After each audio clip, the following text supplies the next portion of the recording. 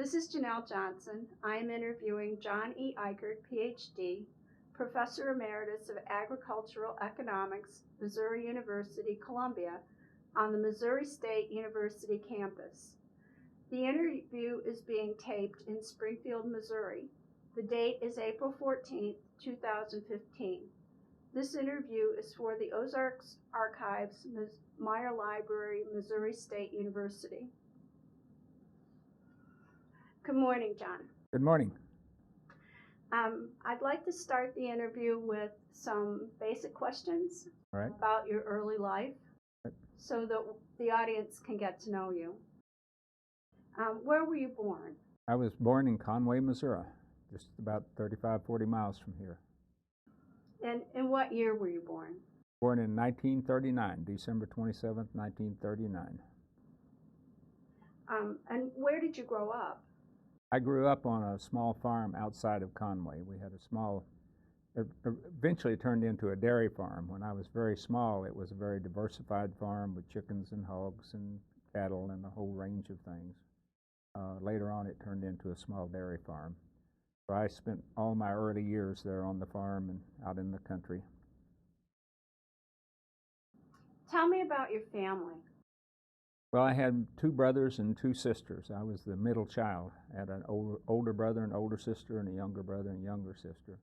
My older sister died when she was about 30 years old, so I had my, the rest of my family's still alive. But I grew up there on the farm with, all of us kids. There were three of us boys and the two girls there on the farm. Hunting and fishing and playing in the woods. And in addition to working on the farm, milking cows. Early years we milked cows by hand, so all the kids would have a cow or two to milk as they grew up. So it was a good life, Do you know where your family was originally from? Kind of. I don't know exactly. I know that my mother was Scotch-Irish, so her ancestors had come from somewhere from, Great Britain in that area. And my dad's ancestors came from Germany, but the families had both been here for quite some time, several generations before my parents were born. And both of their ancestors migrated through the Appalachian Mountain regions up North Carolina, Virginia, that particular area. There were a lot of people moved through that area and into southern Missouri and Arkansas and places like that back then. I think it was in the mid-1800s sometime. Were your parents born in Missouri? Yeah, they were both born in Missouri, and as far as I know, their parents and grandparents were from this area, because I've never heard any real talk of people who knew somebody who lived other than people that had lived in Missouri. So your family is deeply rooted in the Missouri culture. Right, and kind of, we identified quite a bit with the Ozark region, the hill region. I think because of coming out of the mountain areas, the Appalachian area, they probably felt more at home in the Ozarks and the edge of the Ozarks. I always thought we lived sort of on the edge of the Ozarks before it kind of leveled out as you went out toward Kansas and the plains. So we were kind of on the edge of the prairie, so to speak. Okay. And what was your father's and mother's occupation? They were farmers. We would have called my mother a farmer's wife, but they were very much farmers in those days, because my mother, they say work from sun up to sundown. They both worked from before sun up to way after sundown. My dad working on the farm, get up early in the morning to milk the cows and then do the chores and do the farming during the day and milk the cows and come home at supper at night. But, my mother started when he did and had breakfast ready and did the washing and the ironing and preparing the food and a whole range of things all day long. And then, she would finish up cleaning up the dinner dishes, after dinner. So both of them worked hard all day long on the farm. And in the early years, we didn't even have electricity or running water. So you can imagine, not only being a farmer, but being a farmer's wife with 5 children to take care of when you did the washing in a tub with a scrub board and hung out the clothes on the line and did all of the cooking in a wood-fired stove and heated up water on top of the stove and all those sorts of things. So it was a life, you know. It wasn't an occupation. It was just full-time life being on the farm. In following in that line, can you talk a little bit more about what life was like living on a farm in the Ozarks in Conway during a time before electricity and running water? Yeah, right. Yeah, I mentioned some about the chores, but the earliest part of the farming, we were still farming with horses. I was never big enough to actually drive the horses and, you know, to actually do the plowing myself, but I can remember as a kid, you know, we would ride the work horses to and from the field. My dad would let us get up on the horses and ride them to and from the field. And then I think there was a year or two whenever we were stacking hay, we would stack hay in shocks out in the field, and then we would put a chain around those shocks and then drag that to the haystack, and then they'd stack it up on the hay. So he let some of us, you know, ride the horse that would pull the shock from out in the field, pull it up to the hay barn. But pretty soon after that, we got a tractor in that would have been in mid-50s sometime. We got our first tractor, and so after that, you know, things changed a good bit in terms of the farm work. But back then, in terms of the farm work, everybody shared work, and they all got together. So you would have a hay crew, people that other farmers in the neighborhood that you got together and put up hay with. You know, they'd help each other, and they'd bring their horses and their wagons, and then we'd go to their farms with their horses and wagons, and then later with the tractors and wagons. And then you'd have a silo crew. The silo crew to fill silos would be 35, 40 people, because it's a big crew. You cut all the corn by hand and put it on the wagons and hauled it into the silo where the corn chopper blew it up into the silo and all that. But that was a big crew.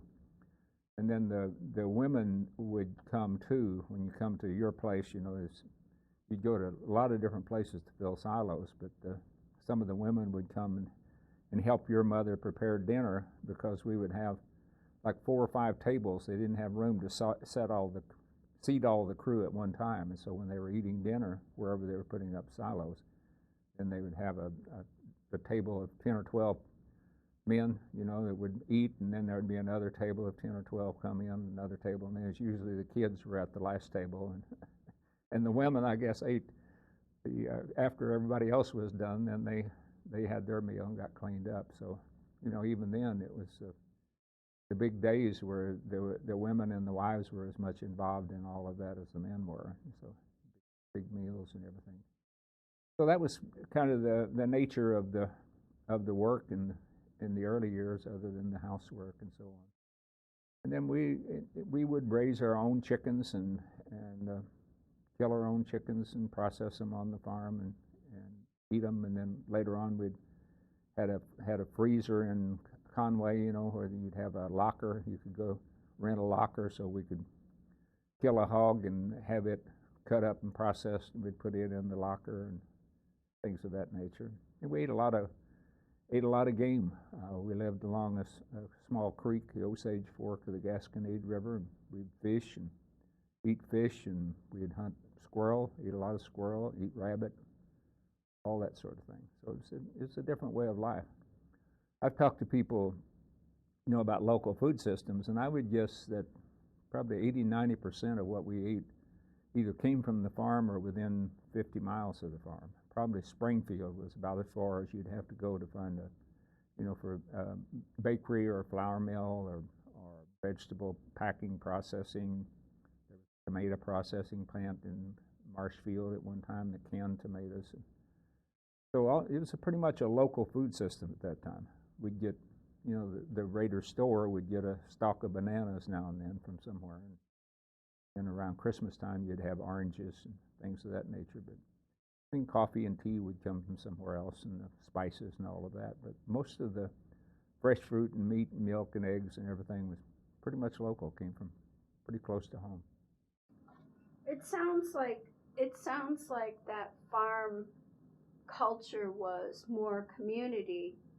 It really was, and it was, back then it was necessary. You know, that was in order to get those big jobs like filling the silo and putting up hay and threshing. You used to have threshing crews where they'd come around, and you'd have binders that would cut we had oats and wheat, a lot of oats and barley. We raised barley, so you'd have a big threshing crew, like a big silo crew. But you needed a large number of people involved in those because they're very labor intensive, particularly when you had horses. But even after you had tractors, there's a lot of manual labor involved, and then you needed to get it done in a timely fashion because when the grain got ripe, you wanted to get it out of the field before it got wet again or began to sprout or something. And the silage gets to a certain stage where it makes good silage, then you need to get it out of the field and get it in the silo. Same way with hay, it needs to be put up at a certain time. So you really needed those neighbors to come together to get the job done. And I think the idea is that when we got equipment, when the equipment became available, like the combines replaced the threshing machines and the silage blowers, rather than cutting it by hand with machetes, as you would call them now, and take it in. First you got a binder that would cut and bind the stalks individually, and then you got the field chopper where it's all chopped in the field and you just blow it in the silo. So that allowed smaller crews and then individual farmers basically to do the work that they had to share before. And you can see there'd be a natural inclination to want to have your own machinery and to be able to cut your crop whenever it was ready, rather than wait your turn, because everybody's crop might be ready at about the same time. You'd have to decide who was going to go first, and the men would get together and decide that. But the new machinery gave the farmers the independence, and I'm sure they really felt that, boy, it'd sure be nice if I didn't have to get together with all of the crew and wait my turn and go to work on other people's farms and things like that. I could just do it myself. But I don't think they realized what they were giving up by not getting together. And I've talked to Amish families, Amish farming communities, and they're very much committed to maintaining a kind of agriculture that will keep them together, so that they will need to get together to share the work because of their value in community. And so I think a lot of these farm communities that used to be close-knit communities because it was a matter of necessity to get together and relate to other people, and the farm wives would get together to produce, to make the meals and things of that nature. But then when they got the ability to do things independently on their own, then they began to kind of drift apart because they didn't need each other for work, and they didn't see each other as often, and the communities began to set.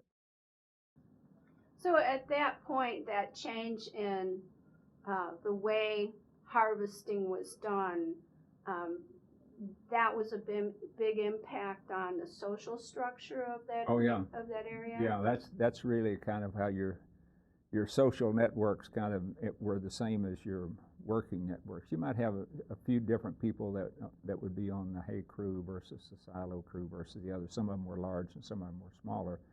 But the social community and the working community were pretty much inseparable.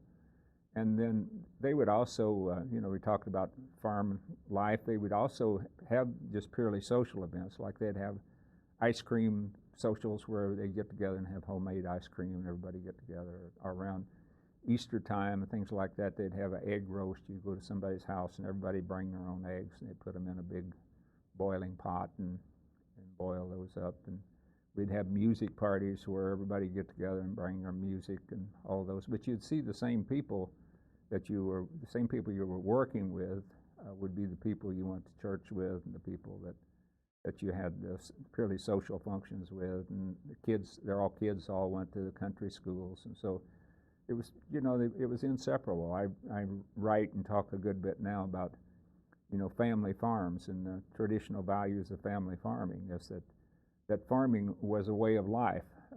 Farming really wasn't separate from the social life of the community or the political life of the community or the church community. It was all part of the same thing, and you couldn't really take it apart back in those days. It was, one allowed the other to function, and one supported the other. And then over time, as we began to get more independent and brought on more of the big equipment and things of that nature, and then the farms, as the equipment come on and we brought on commercial fertilizers, pesticides, things of that nature, farmers could farm more and more acres and really were pressured to farm more and more acres. And so there were fewer and fewer farmers all the time as well. So it wasn't just the changing nature of farming, it was the whole idea that there weren't as many farmers, there weren't as many families, and you consolidated the schools so that kids didn't go to school together at the little country schools anymore. And so it's all a change in life. When farming changed, you know, the whole way of country life changed along with it. Who would you say the most influential person in your life while you were growing up? Well, I think I'd have to say, you know, without any doubt, it was my parents. I don't know which you could say were more influential because, you know, they influenced in different ways. My dad had to drop out of school when he was in the 4th grade. His dad died.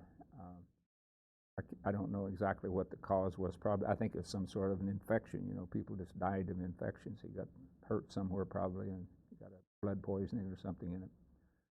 But he died, his father died when when the last child in the family was like 2 weeks old. I just heard that from my sister. And so here was this widow all of a sudden with a 2-week-old baby and 7, 8 other kids to take care of. And so my dad was in the 4th grade, and all the boys, you know, they just dropped out of school and went to work. It was a matter of survival. But I learned a lot from him. I learned, you know, the hard work, and you work hard. But he always had this saying. He says the most important thing you got is your reputation.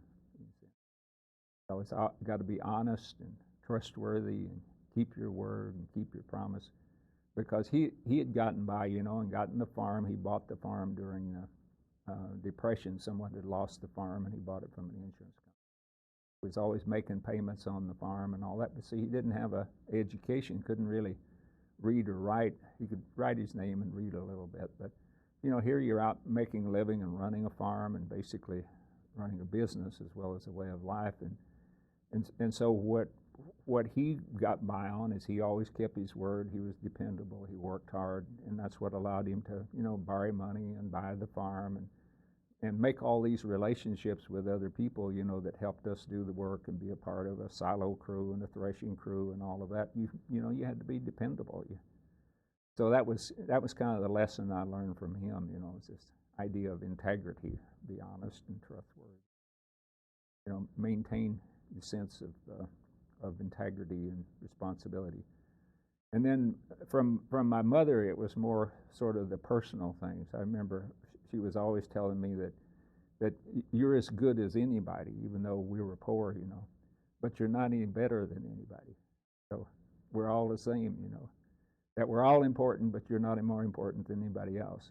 And so I think those were really valuable lessons. And my mother had finished high school and really probably could have gone on to college very easily. She was a very intelligent person. She used to read books at night. She'd read Zane Grey books, which my dad liked, you know.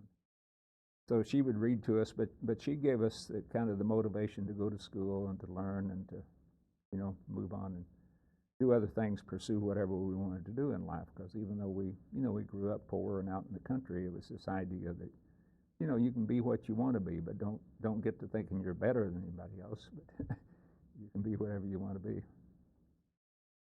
So I think those are important lessons. Many other things we could talk about, but I think those are the important lessons that stuck with me and the people that I learned. The older you get, I think the more, or at least in my case, the more you appreciate all the things that you learned from your parents that you didn't know you were learning at the time. Did you attend church?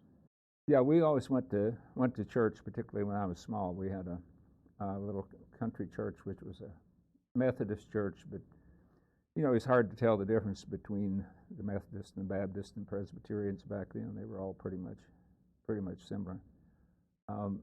So we always went to church. We'd go to Sunday school.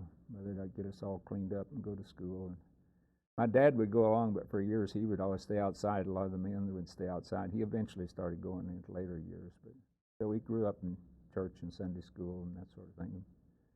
And I remember they used to have revivals in the summer. I sometimes have written about those. Once a year in the summertime, they'd have an outside preacher that would come in to preach a revival. They'd invite somebody in, so you'd have church every night for a week and sometimes longer. I can't remember how long they would go on, but those were always kind of fun. You'd get cleaned up and go every night, and you'd see other kids there and all that sort of. That was a significant part of my upbringing was in church. You often refer to faith in your writing. How has the sense of faith changed over time? Yeah, well, I think early on, it was a matter of going to church, and the faith was believing what you were told, believing what you were learning.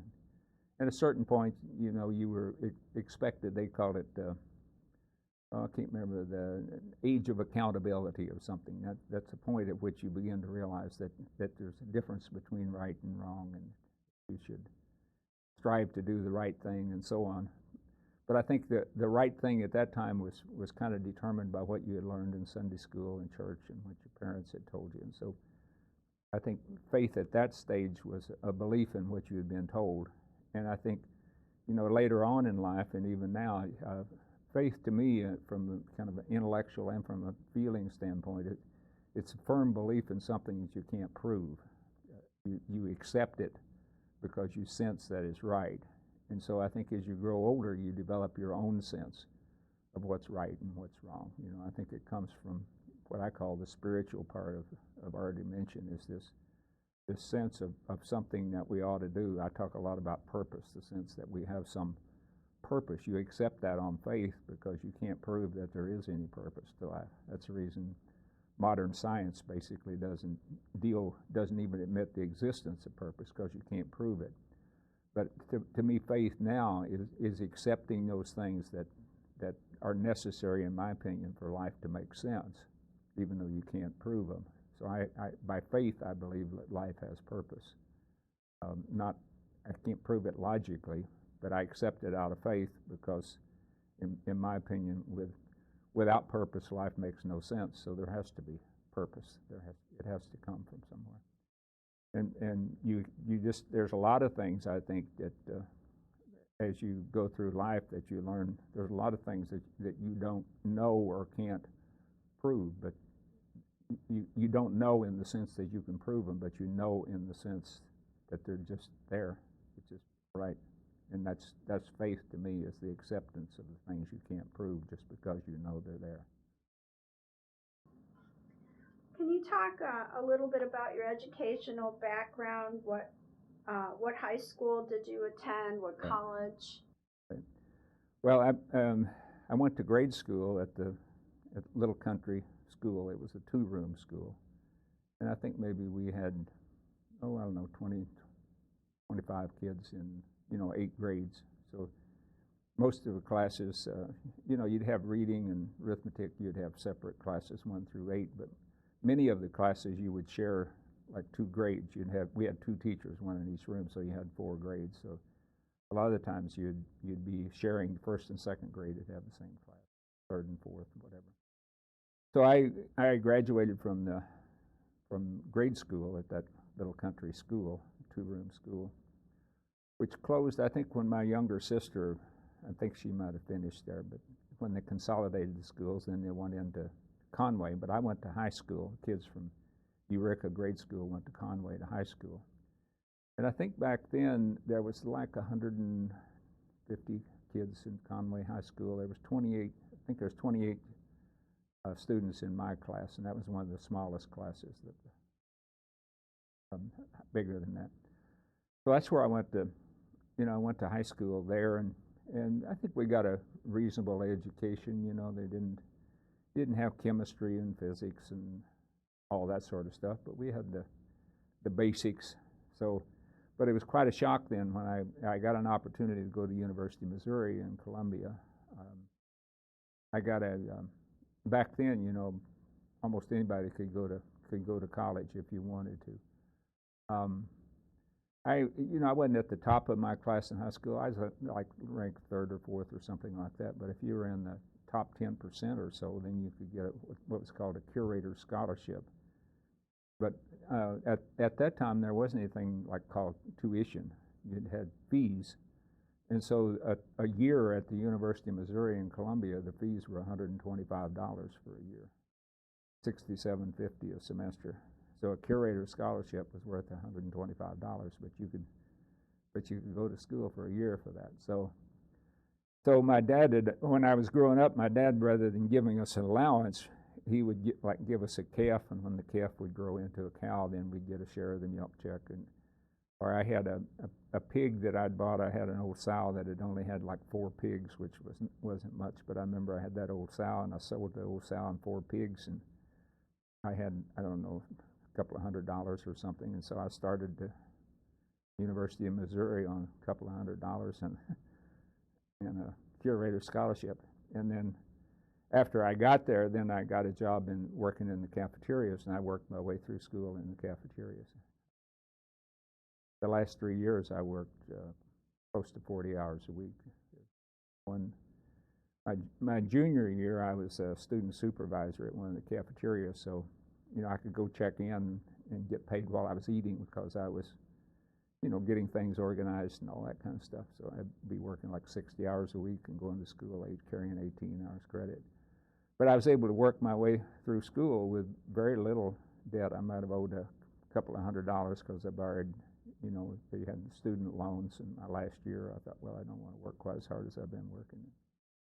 But I was able to go to, which I think is a real shame now that it's so expensive to go to school, and so many kids. Right now, I wouldn't have been able to go to the University of Missouri. I'd never had an opportunity because, I wasn't poor enough that I could have gotten a full ride scholarship, and I wasn't ranking at the top of my class, so I shouldn't have gotten an academic scholarship. So I'd have been one of those that would never had an opportunity to go to a major university.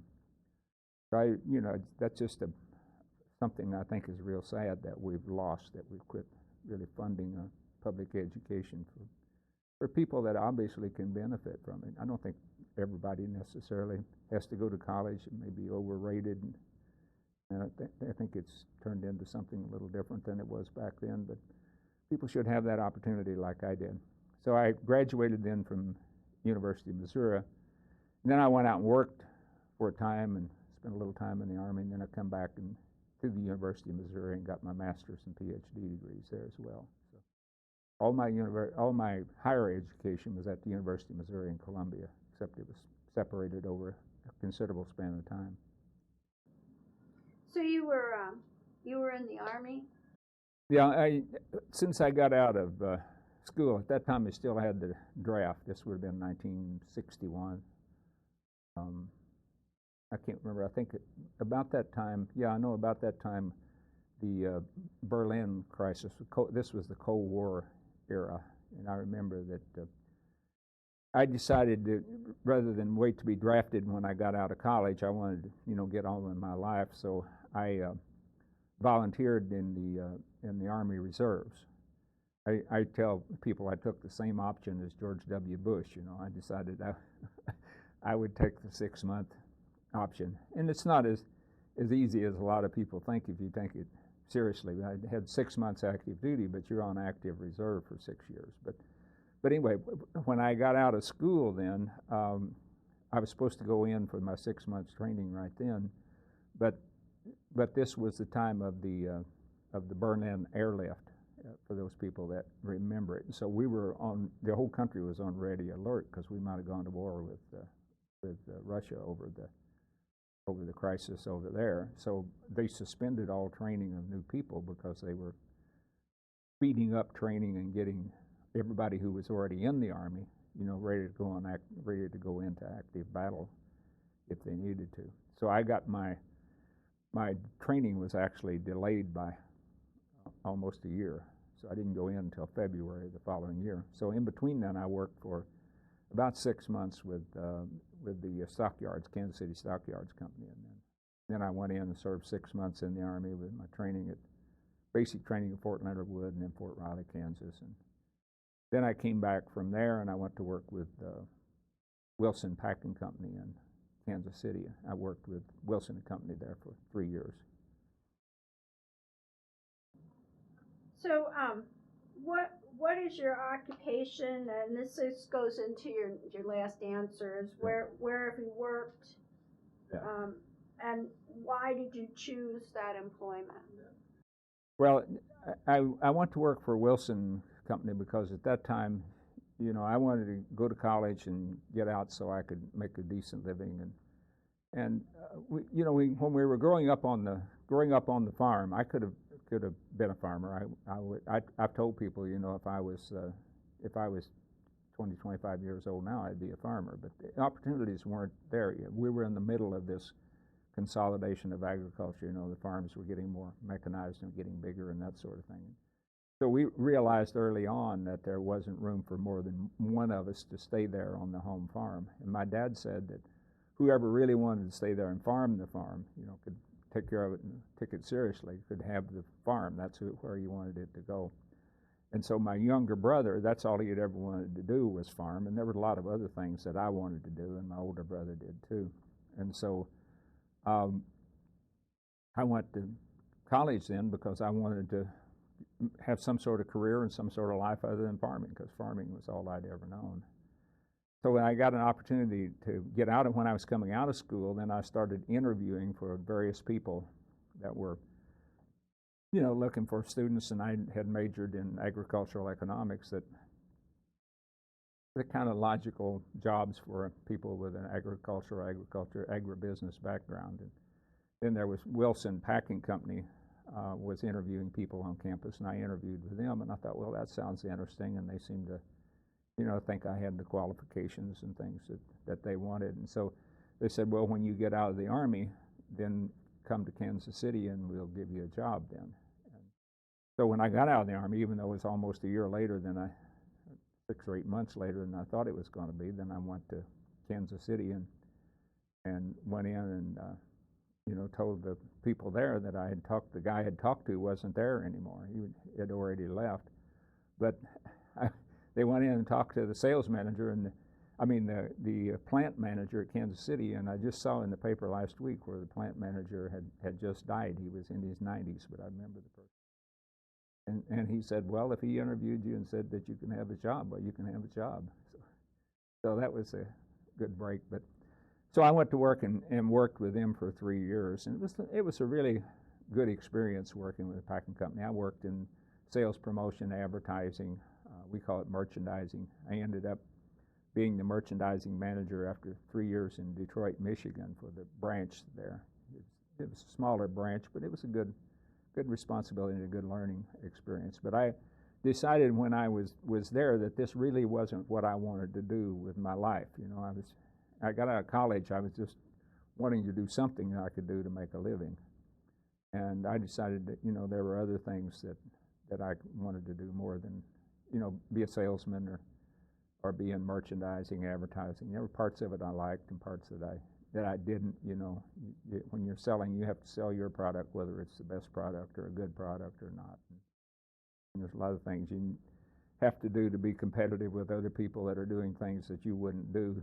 But if you want to be competitive, you do it. So it's having to compromise a few of my values that I'd gotten raised on the farm. And it wasn't that necessarily illegal. It was probably common business practice, but I just didn't feel comfortable about it. So I looked at other things, and about that time I got contacted by somebody from the University of Missouri, or somebody I'd been in school with, or I can't remember how it come about, but I got information, well, we have some assistantships here in agricultural economics. Would you be interested in applying for one? I applied for assistantship to come back and go to graduate school, and I got the assistantship. And so I came back then and started into graduate school. So I'd worked with Kansas City Stockyards before I went into the Army, and then I worked for Wilson for 3 years.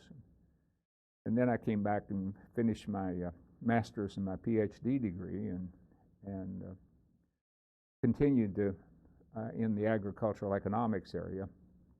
And then after I got out of college, I interviewed with several different colleges, but I ended up going to North Carolina State University in an extension livestock marketing position, which was consistent, in my background in meat packing and stockyards and that sort of thing. So I worked there at North Carolina State University for about 6.5 years, I think it was, and and then went on to Oklahoma State University. And at that time, you know, if you wanted to progress professionally, a lot of times you needed to change schools and go from one place to another. And I always had an inclination also, after I'd been working in a particular area, I always worked in extension at least 50%, which allowed me to, you know, carry my retirement from one institution to the other.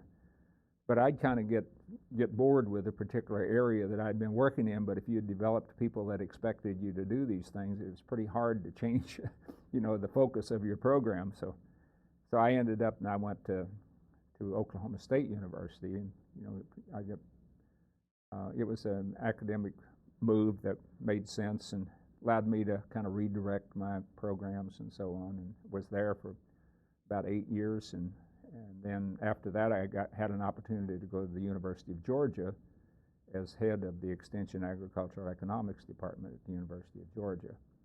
So that was the reason for making that move. And it was about that time, whenever I began to kind of really question, you know, the agricultural economic philosophy and economic philosophy that I had been taught. So that was kind of a change in direction, you know, we can talk more about later. But my next career move was kind of a consequence of that. I decided that I really wanted to work in sustainable agriculture rather than being a livestock marketing specialist. And when I decided I want to work in sustainable agriculture, you know, that wasn't all that popular back then. You know, the universities were and still are pretty much ingrained in this industrial agriculture philosophy. So it didn't take me long to figure out, once I started questioning all of the industrial agriculture thinking and started questioning all of the economic philosophy and ideas that I'd been taught, that I wasn't going to go too far in terms of administration. I wasn't going to be an extension director or an agriculture program leader or a dean or anything like that. So I put together a proposal to go to the University of Missouri, a grant proposal from the original funds of the Sustainable Agriculture Research and Education Funds. It's called, most people refer to as SARE. It had a different name back then. So I got a 2-year leave of absence from the University of Georgia because I didn't have a permanent position at Missouri. But I just decided I'd go back there and see what I could put together. So within a year then, I had worked out an arrangement with the University of Missouri to work on a 5-year kind of revolving contractual relationship with them, and I finished my academic career at the end at the University of Missouri. Retired in February 1 of 2000.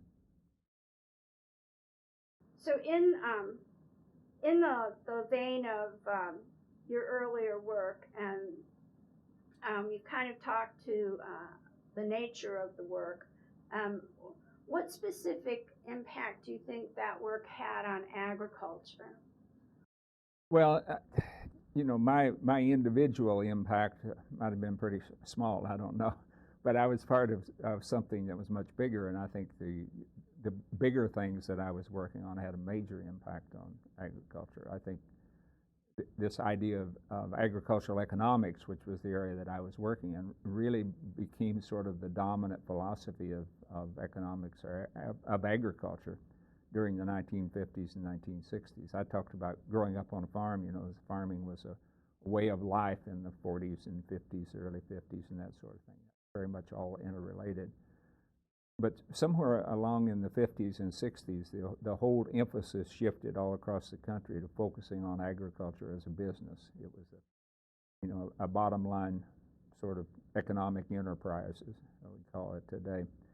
And it was also reflected generally in agricultural policy. You see these land grant universities, like the University of Missouri. All the universities I worked at are the land grant universities that were established, and one of their missions was in agriculture, mechanical, practical arts and military and things of that nature. So they always had major responsibility in agriculture. So the direction of the land grant university system, the research, extension, and teaching, is really a part of public policy. It's really a reflection of that. And in the early years of public policy, agricultural policy, it came out of the Depression era. When the whole country was in depression, and so agriculture was in deep depression at that time. They were, they had pouring out milk and killing baby pigs and all sorts of things, plowing under tomatoes because agriculture prices were so low, and farmers were so depressed, and so they came in then with government policies. Part of the New Deal policies was the first agricultural policies. And the early policies were as much social policies as agriculture policies, because we still had, in the early 1900s, we still had like more than a quarter of the people were still on farms. So it was a big segment of the population. So when you had farm programs, they were social programs. They were poverty programs as well as farm programs. But the idea from the agricultural standpoint is that we were going to keep enough independent family farmers on the farm that cared about taking care of the land and cared about their neighbors, and were going to produce food for the country. So it was a food security program as well as a poverty program, a social program. Part of the New Deal was that was the idea. But that shifted then during the 50s and 60s, in particular, the times I was in college and really in graduate school, to the idea that we could establish food security much more effectively if we focused on increasing the efficiency of agriculture, the economic efficiency, but the productivity. And so that then became the driving mandate not only of agricultural policy, as we changed agricultural policies for what I call the industrialization of agriculture, with price supports and things of that nature, rather than parity and various things where we started off, which allowed farmers to specialize in producing particular crops or specialize in crops and livestock or whatever. But that also drove the university research and education agenda. So the whole focus then, agricultural economics was a booming area in the land-grant university systems at that time, because all the focus on economic efficiency. And I was a part of that. And the whole idea is that we were going to make good, safe, wholesome food affordable to everyone.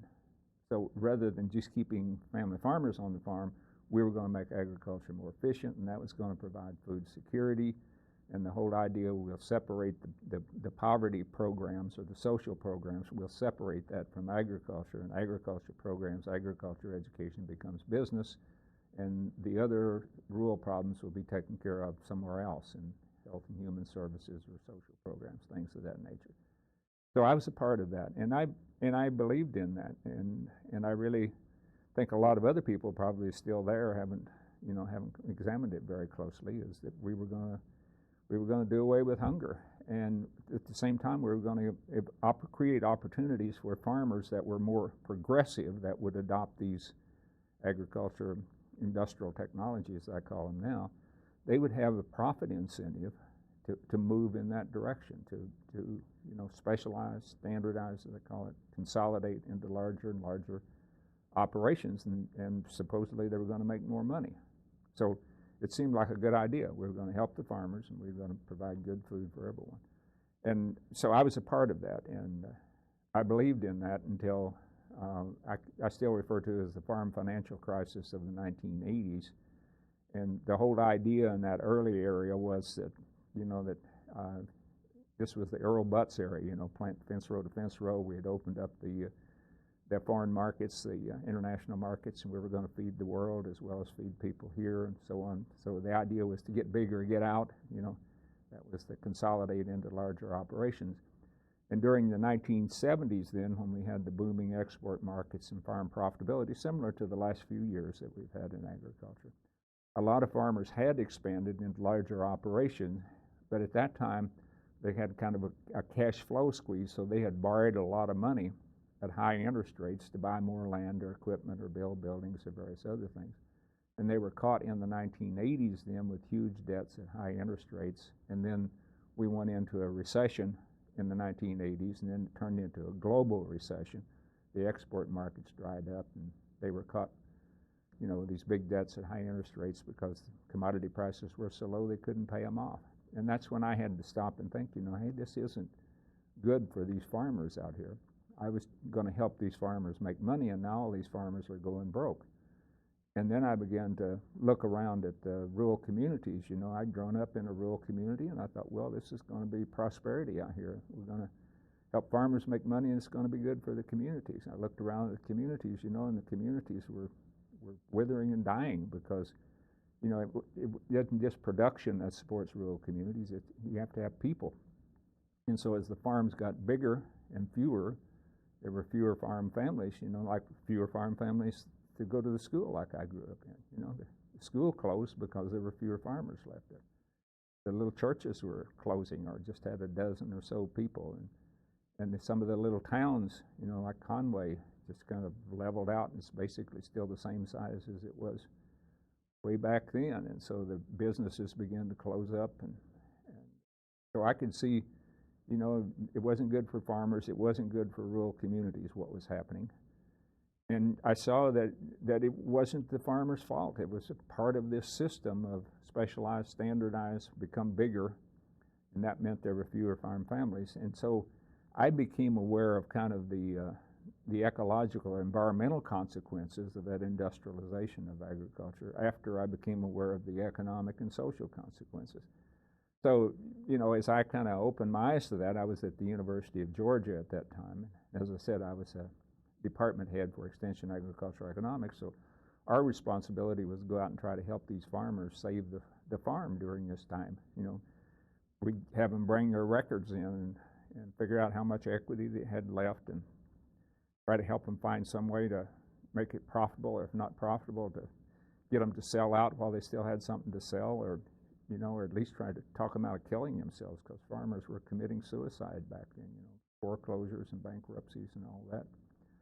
So I said, there's something fundamentally wrong with this kind of agriculture that I helped create. It isn't good for farmers, it isn't good for the land, it isn't good for rural communities. And so I was a part of creating that. I kind of helped get the hog business started in North Carolina, and that turned into the big confinement animal feeding operations. That was the beginning of that. That wasn't the way we started. We started with graded figure pig sales and small farm cooperatives and everything, but it grew into something different. I worked with the big feedlots out in western Oklahoma when I was out there. Again, big industrial operations. And so, I did my little part in helping create the kind of agriculture now that it's as I say, it's not sustainable, and we need to change to something fundamentally different. And I'd like to think that I've also, whatever small role I've had in trying to start this new movement towards sustainable agriculture, that's what I've been spending the last 25 years on. Most people know of it as organic, but the local food movement is a part of that, and there's others called ecological farming and biodynamic and holistic resource management and permaculture and a whole range of different approaches. So I've spent the last 25 years trying to, make up for the wrong I did, I guess, by trying to help create a sustainable agriculture to replace the unsustainable one. Can you talk a little bit about the effect that your change of perspective had on your professional life and your personal life? Yeah, I hinted at that just a little bit in terms of my professional life, but it was really a bit surprising. I could see the university was kind of the land-grant university system was changing over the years. Whenever I got out of graduate school and went to North Carolina State University, then I think within the universities the professors could pretty much pursue whatever they thought was the best way to find whatever knowledge, whatever objective knowledge they could, and to disseminate it however they wanted to, and to teach whatever they wanted to, without really much influence. Nobody persuaded me or coerced me into pursuing industrial agriculture. I did it because I thought it made sense. But I could kind of see that changing over the years as the kind of this model of industrial agriculture began to get stronger. Then you begin to see the big agricultural agribusiness companies would be on campus more, and they would be, offering grants and partnerships. We'd call it public-private partnerships. It was getting to be kind of more of that kind of influence. And if it wasn't coming directly from the companies, it was coming through the political process, that there would be sort of political pressures to support certain kinds of programs rather than other kind of programs.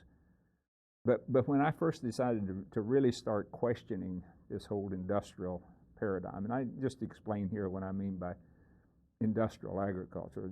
The process of industrialization is not, as most people think of, just switching from an agrarian society to a manufacturing society. That's just a symptom of kind of industrialization. Industrialization is kind of a way of thinking about and it's increasing efficiency, but it's motivated by economics, and it's specialization, standardization, consolidation of control. And the specialization goes all the way back to division of labor, which Adam Smith wrote about. If you specialize in doing fewer things, then you can do them better, do them more efficiently. But when you specialize those activity, and Adam Smith talked about it, making pins, if somebody cuts the wire and somebody sharpens it and somebody puts the head on, then if you specialize, then you have to standardize those processes so that they all fit together and you get something, that a usable product out the end. You specialize and then you standardize, then you can consolidate into larger and larger operations because you can routinize and eventually mechanize them. So we don't make pens by hand anymore. I don't know where they come out, but they probably come out, thousands a second or whatever out of some big machine somewhere. So you specialize, standardize, consolidate, control. And so that's what we were seeing. That's the model that we employed in manufacturing, but later that's the model that we employed in agriculture. We did it first in manufacturing because it fits better there, but eventually with the chemicals and the fertilizers, the pesticides, the big machines and stuff like that, we were able to kind of do it in agriculture. And it increased tremendously the amount of product that an individual farmer could produce. And it also increased yields, but I would argue that we could have increased yields in other ways. The main advantage of that industrial model is it reduces the cost of labor and management.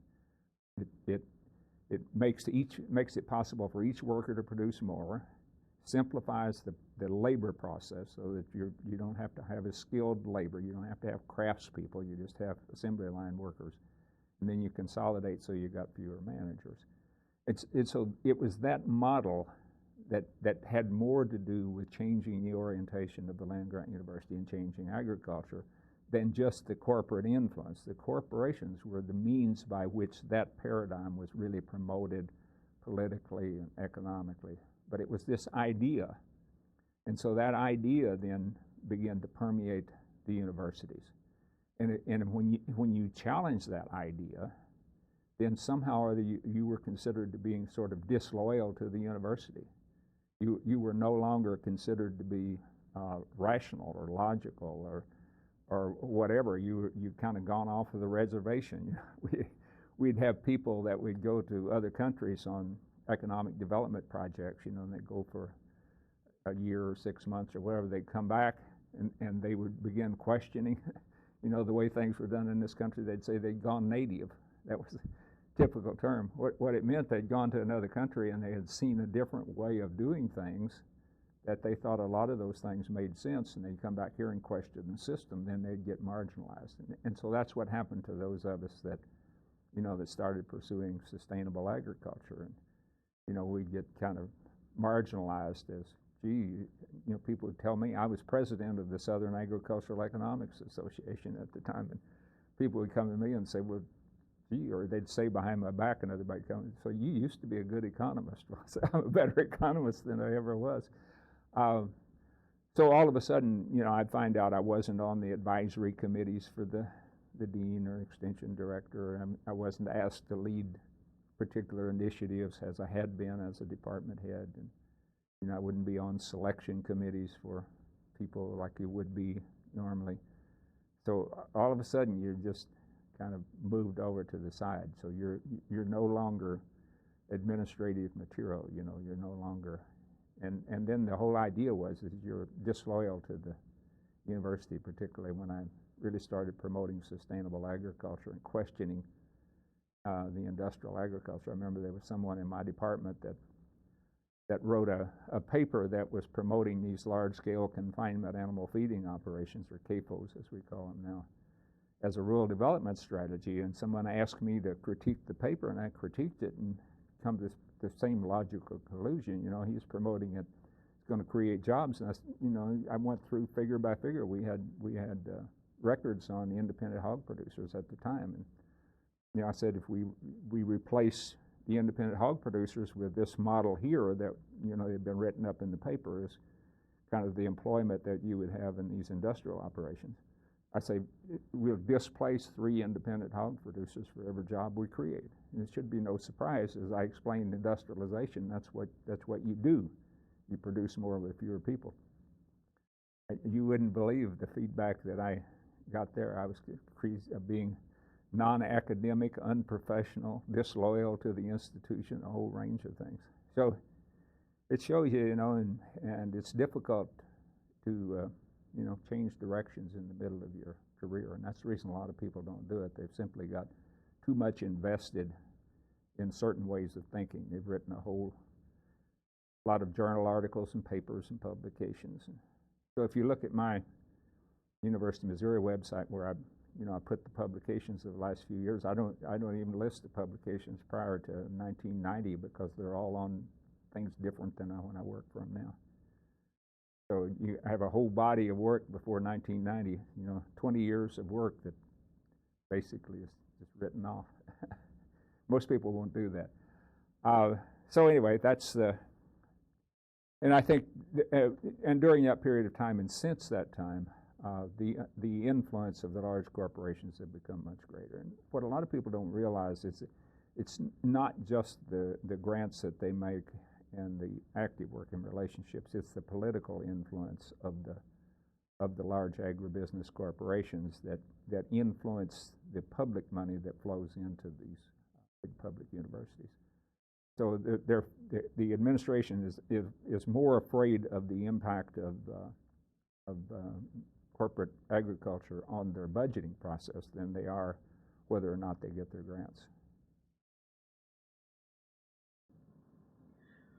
So it sounds like the focus of your work has changed dramatically. Right. Can you talk a little bit about more about how that focus changed in terms of sustainability? Right. When I decided I was going to work on sustainability, then I discovered that they had allocated this money in Washington to the Department of Agriculture. It was the first money that was allocated. It was allocated in 1988, the budget year 1988. It was in a chapter on agriculture productivity, but it eventually called the Low Input Sustainable Agriculture Program. I was still at the University of Georgia at that time, but I was looking to change the direction of my program. Well, I learned from someone in the USDA Extension Service in Washington that it had been funding some of our work on financial management work with farmers during the farm financial crisis. I was talking to him about wanting to make change, and he says, well, we just got this new sustainable agriculture money at USDA, and he says nobody over there has a clue as to what they're going to do with it. So that seemed to me like an opportunity, to help them figure out what they were going to do with the money. So I put in a grant proposal in the first funds and actually got some of the first funds. I went to the University of Missouri out of the first funds that were allocated sustainable agriculture funds to the USDA. And as I mentioned previously, I went there on a leave of absence because I didn't have any assurance of the longer term. But I was able to work out something later. So my work there at the University of Missouri was to provide leadership for sustainable agriculture programs in Missouri, but I continued to get at least half of my funding out of USDA for the first 7 years I was back at Missouri. And I was the liaison between the USDA Sustainable Agriculture Program and the extension programs, state extension programs. So I always was writing various kinds of projects, but my whole 11 years that I finished up in Missouri was all kind of project-oriented work because I was funding those programs myself. The University of Missouri paid about half of my salary, but the other half of my salary, plus all of our programming money, I was funding through grants. I figured up one time that in the 11 years I got somewhere over $5.5 million worth of grants that I brought in contract work. So I was always writing grants and doing projects. And we didn't just apply for any grant that would come along. I had an idea. I always had people working with me, and we would say, okay, is this something that we really want to do? And then this is where my experience with Wilson in merchandising, advertising, sales, promotion really came in handy when I was writing grants, because I was one of the few people in the academic community that didn't start from, well, what do I want and what do I want to get money from, what I want to do. I would start from, here's somebody who's got a grant proposal. They would get a call for proposals. And I would start with what is it that they want done? because that's what you learn when you're selling, when you're trying to get people to sign advertising contracts with you. What is it that you can do for them? And then I would ask, okay, is that consistent with what we want to do with our program? And if it wasn't, then we didn't apply for it. But we always started with the grant proposal in terms of this is what they want. Now, how can we give them that in a way that lets us do what we want to do with our programs? So I think that was the reason over time, you know, I wrote 15, 20 grants before I got the first one funded, other than that one that brought me to Missouri. But after that, and then where my learning from my dad, you know, came in, a lot of people get money and they don't bother to do what they promised to do for the person that they granted. We always did what we told them we were going to do. We always fulfilled. So once we got one grant, we could almost always go back to that same agency, same organization, and get another because we did the job.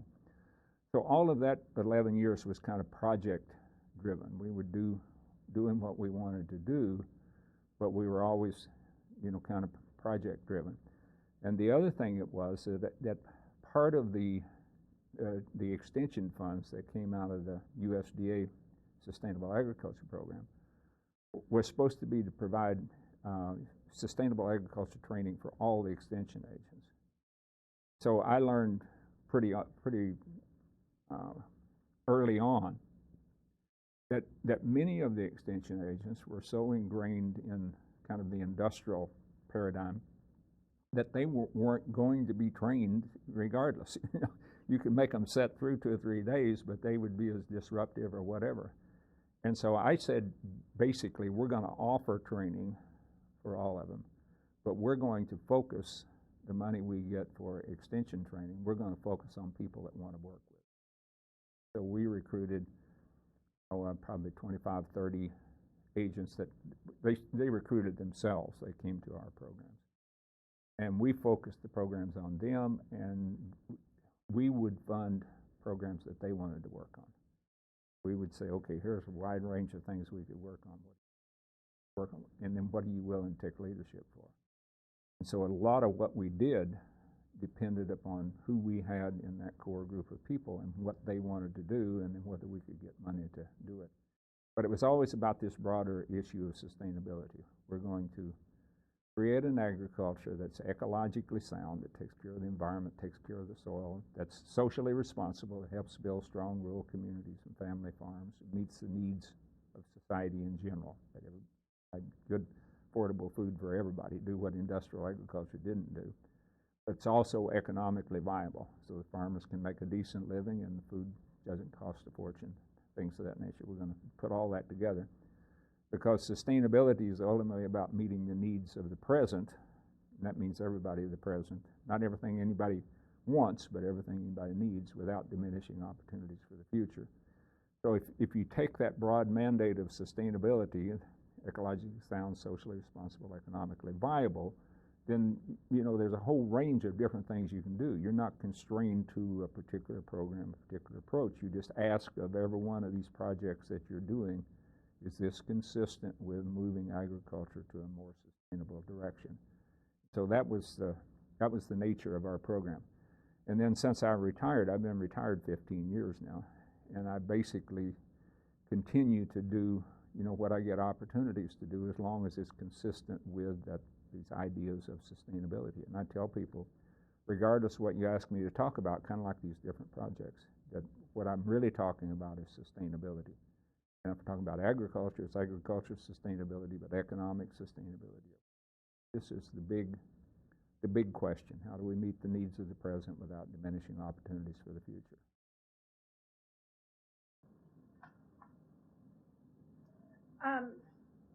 You've written a lot about agricultural economics, industrial agriculture, sustainability, and small farms. If you had to prepare an executive summary of the message contained in that work, what would it sound like? Well, I think it would be something to the effect that the industrial model of agriculture is not sustainable. And that's where I could start from. I don't think people change the nature of doing anything until you come to the conclusion that what you're doing, you can't continue doing what you're doing. So I think we have to start from that. That's not a pleasant message. But it's not sustainable that by focusing on the economic bottom line, the short-run economic bottom line, you invariably end up degrading the natural resources and the human resources upon which long-run economic viability depends. So by just focusing on short-run economic sustainability, and economics is short-run, you end up threatening long-run sustainability. And so when you focus on an industrial agriculture, you degrade the land, you pollute the environment, you destroy rural communities, you displace. You don't feed the hungry, you don't take care of the poor, so it's not sustainable. And so to have a sustainable agriculture then, since all economic value comes from nature by way of society, beyond self-sufficiency, by way of relating to other people, and if you're going to have long-run economic sustainability, then you have to take care of the land, you have to take care of the people, maintain the productivity and the positive relationships, the civility of society, have long-run sustainability in agriculture. And the same things, principles that apply to sustainable agriculture, sustainable economy, and sustainable society, because the relationship between nature and people and economic viability is just clearer in agriculture because it's natural resource-based, it's land-based. But everything of economic value ultimately comes from nature. It comes from the minerals, from the air, the soil, the water, the energy. There's no place else to get anything else. So everything that's of any use to us, including everything of economic value, comes from nature, and beyond self-sufficiency, it comes relating to other people, socially, economically. So it's all part of the same thing. So kind of the executive summary is industrial agriculture is not sustainable, and neither is an industrial economy. And then in order to create sustainability, you have to take care of land, take care of the people in order to have long-run economic viability. How has the agricultural scene in the Ozarks changed since you were a young person in Conway, Missouri? And going along with that, would you apply the same question on a global scale from your perspective? Okay, it's changed, in a lot of ways in the area where I grew up. When I was growing up, we started off, I told you, we didn't have electricity and running water. Well, all of that changed in the late 40s and 50s after World War II. Particularly in the late 50s, we got electricity, running water, and the grade A dairy farms came into that area. We started off originally, you would have milk that would be made into cheese and butter and things of that nature. We started selling grade A milk, and that was a time of relative prosperity in that area. But there were 25 dairy farms I counted up at one time between the little town of Conway and our home, which was like 7 miles away. Now, this was on two different ways of getting to Conway, but there were like 25 dairy farms, 25 families that were in there. When my brother quit milking cows a few years ago, there was only he and one other farm left out of all. So all of those farms had been gone. All those had lost out to the big dairy operations, consolidating into larger and larger farms somewhere else. And the only reason my brother survived is he switched at about the same time I was changing directions, and he was switching from kind of what I would call an industrial approach, to harvesting a lot of feed and buying a lot of feed, to a grass-based dairy operation. And so he was able to stay on, reduce his costs, and made a good life there, made a good living economically. He didn't get rich, but he had a good life economically. But that's how all that had changed. All those dairy farms were gone. And the same thing was true of this whole Springfield area. Used to be surrounded by small dairy farms out here. Now, some of those have been consolidated. There are some reasonable-sized grazing operations down here. There's some moved in from other countries, even big grazing operations. But, the dairy business isn't as big in this area as it used to be. There's been a lot of, in southwest Missouri, there's been a lot of big confinement poultry operations that have moved in here. I think you also have some hog operations here. I haven't been down in this area a whole lot, but a lot of big poultry and turkey and so on kind of displaced all those independent family farms. All those are under comprehensive contracts with big agribusiness corporations and so on. And you see all the negative consequences and pollution of the air and the water and the odors and a whole host of things that have changed. You still have a lot of small cow herds scattered through the country because those are not really economic operations. University of Missouri, in the Ag Econ department would always run these budgets on cow-calf operations. They could never show anybody making money on cow-calf operations, but still, Missouri was number 2 in the country to Oklahoma, I think, on number, or Texas on number of beef cows. But that's because the cows were out here on pastures where people were living out in the country for other reason. They were living on the farm still as a way of life, and they'd have a few beef cows, and all of a sudden it adds up to. So that's kind of the way I see agriculture in this area. There's a few cropping operations left. But you mentioned about the small family farms a while ago. The small family farms are pretty much gone out of here, other than the kind of the part-time beef operations where people are doing it for other reasons. And I'm not putting that down, but it's different, than it was in earlier times. If you look at what's happening in other countries, I was asked last year by the Food and Agriculture Organizations, the United Nations, to write the North American paper on family farms for the International Year of the Family Farm, which was last year.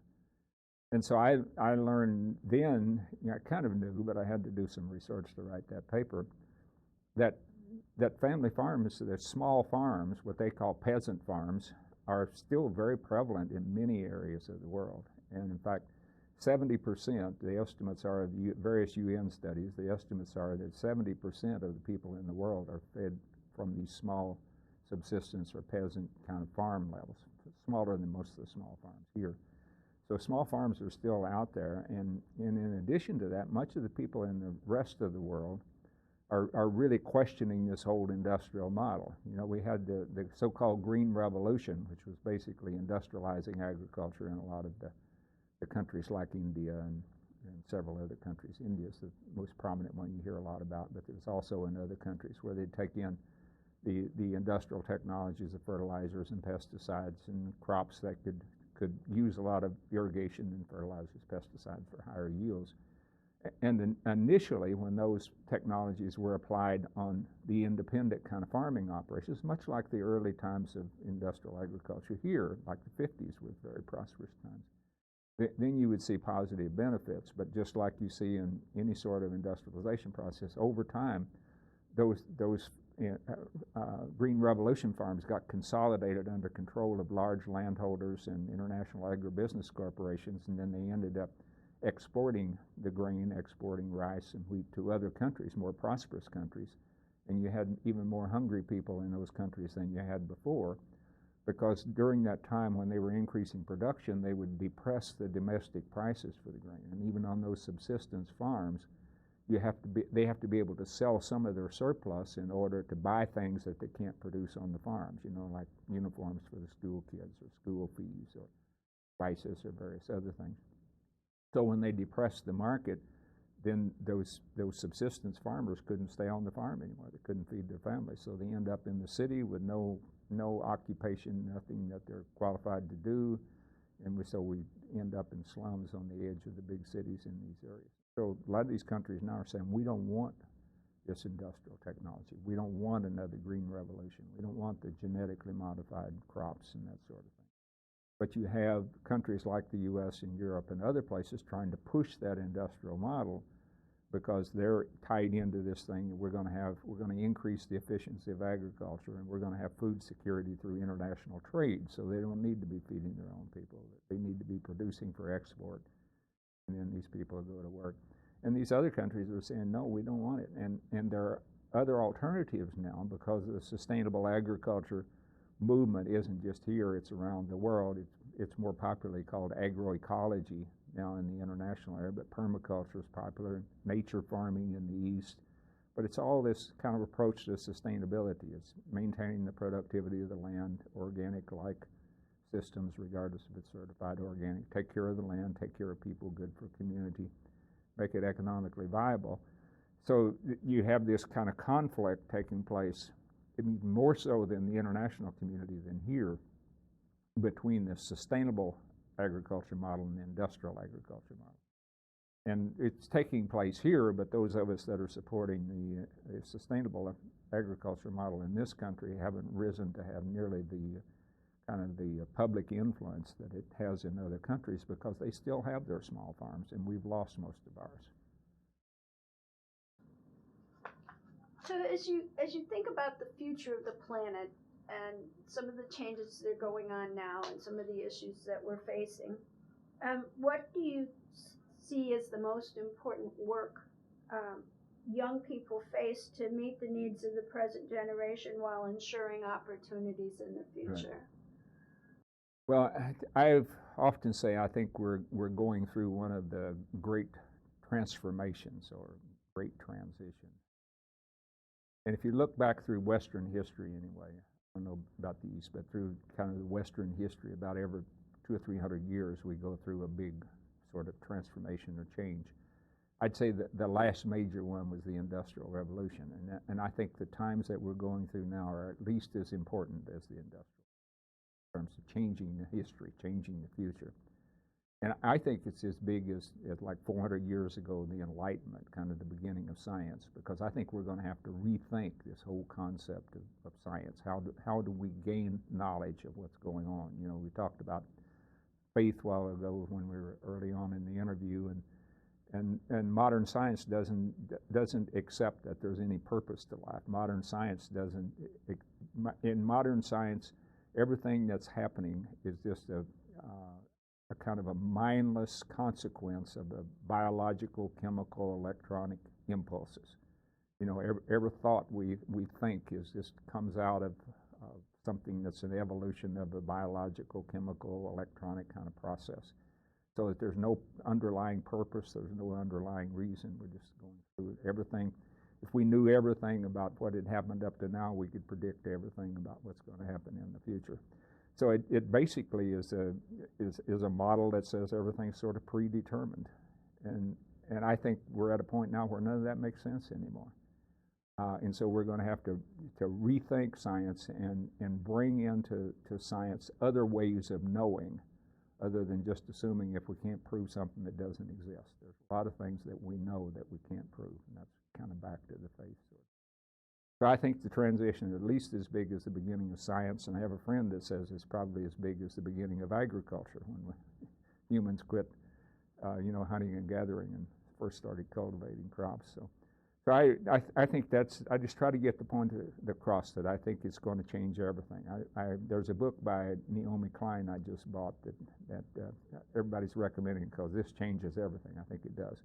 And that's what I'm trying to get across to young people. And the reason I like to talk to people on college campuses and other people is I want to talk to you before you've made up your mind about how you think the world works and where you fit within it. I think that's the basic purpose of education, so you can decide how you want to live your lives. And so young people are going to have to rethink these things. They're going to have to rethink what life is about. And I think I'm working with some people on the concept of what we call deep sustainability.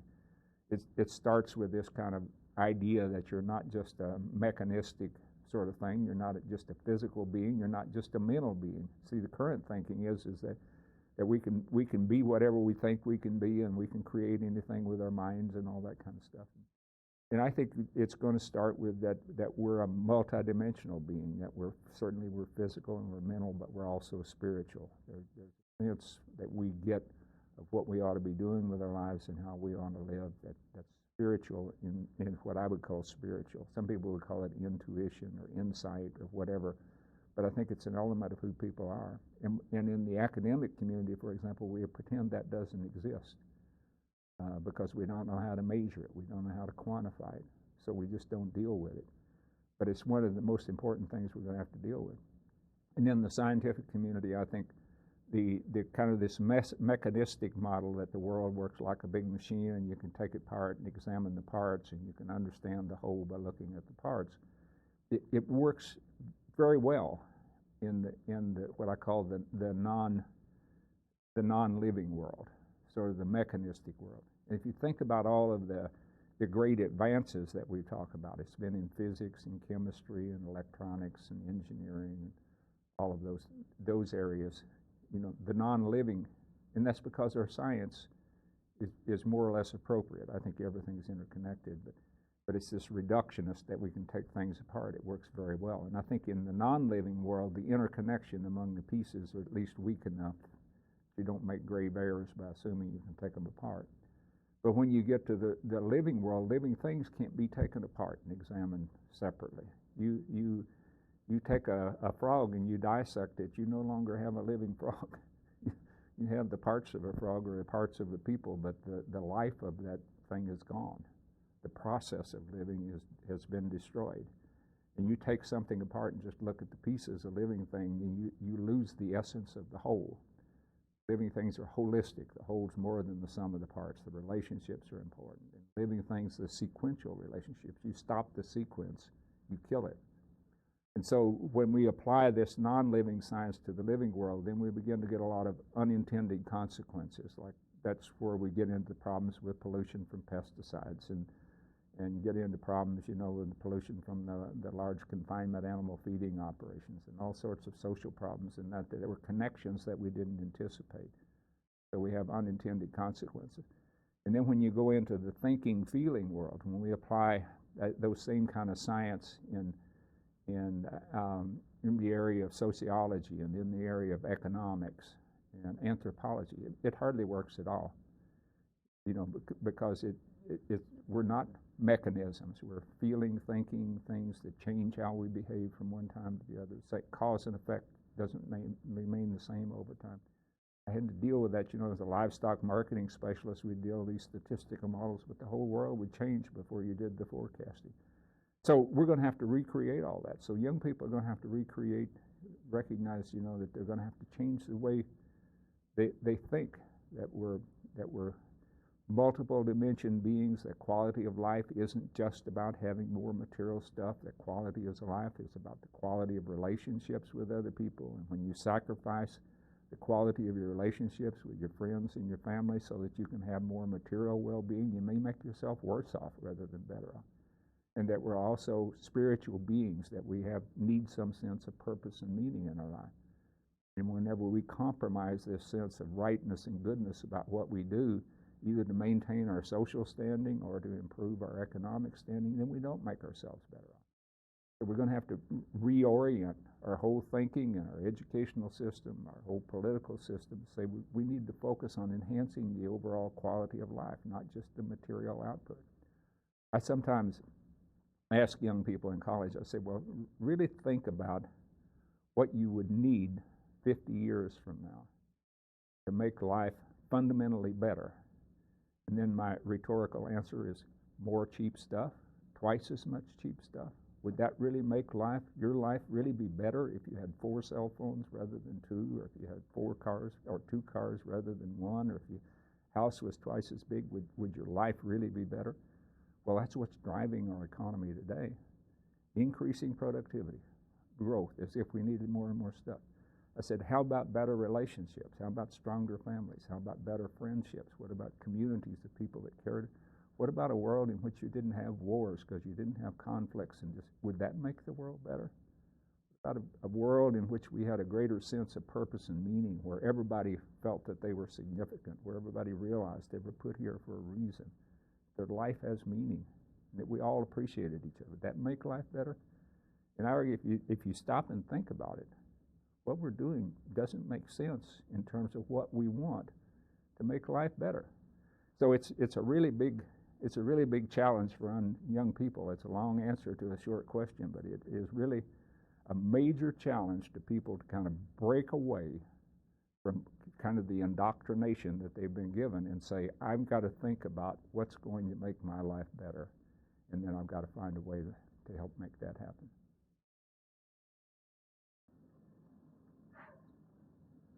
What do you see as the greatest challenges to that work?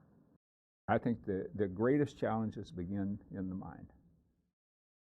The greatest challenge is to a fundamental change that has to come about is the way that we've been sort of indoctrinated since our early ages to think about success, for example. We were talking earlier, but we define success in one way or another in terms of wealth, power, or fame. In other words, how much money you have relative to somebody else, or how much power you have, how much influence you have over someone else. or whether or not you're famous in terms of being admired by someone else. And if you think about it, all three of those are defined in terms of the very few people who are relative to the large number of people who are not. Because if we were all wealthy, then nobody'd be wealthy. We'd all have the same amount of money. So there has to be a bunch of poor people in order for wealth to mean anything. And if we were all powerful, then nobody would be powerful because there'd be nobody to have any power over. If we were all famous, then nobody would be famous because we'd all be the same. So we've created a world in which most people simply cannot succeed, because if they did, then no one would succeed.